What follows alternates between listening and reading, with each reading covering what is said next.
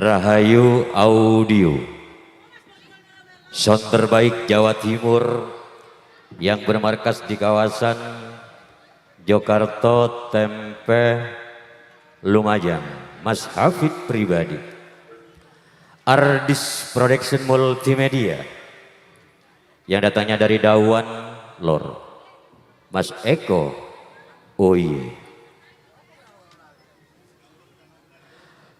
Oke, saya ucapkan selamat malam. Jumpa lagi bersama saya Bang Ipul MC yang datangnya dari Sukorjo, Kecamatan Kunir, Kabupaten Lumajang. Pada malam hari ini bekerja sama dengan Riok Campur Sari, setia kawan yang datangnya dari Kali PP, pimpinan Bapak Jai. Oh yeah.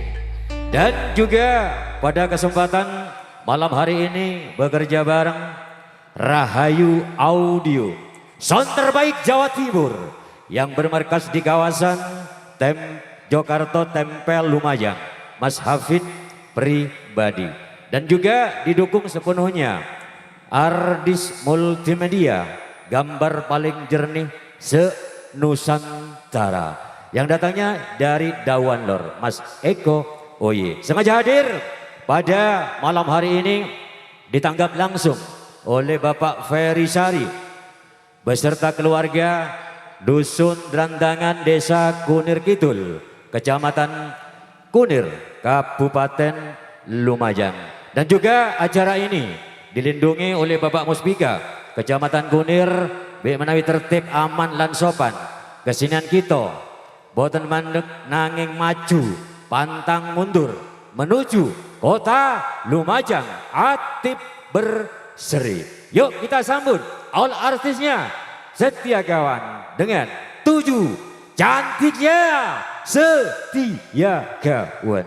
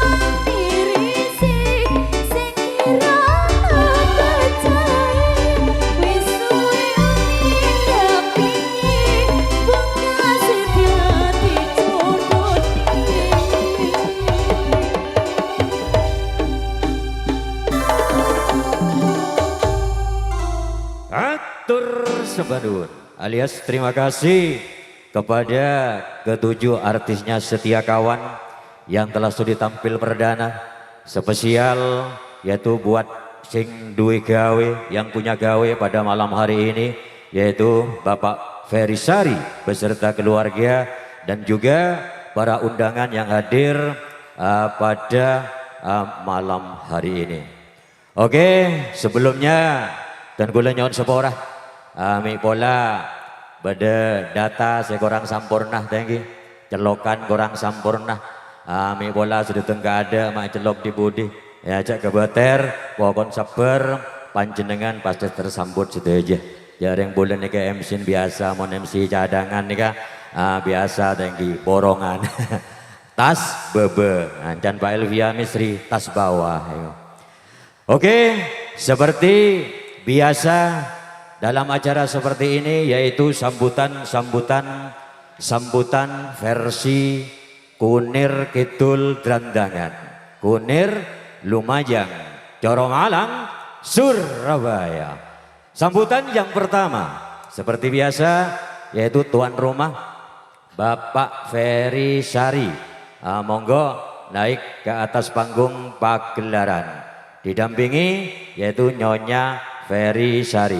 Monggo juga naik ke atas panggung pagelaran. Juga tidak ketinggalan yaitu kalau masih ada Sari Sri. Ini masih keluarga besar dan juga Bu Marsunem. Monggo. Dan Nyonya buat Surajam. Kalau ada monggo naik ke atas panggung pagelaran. Bapak Ferry, Nyonya Ferry Sari, monggo mriki ala jahe pongan, monggo mriki ala jojoketan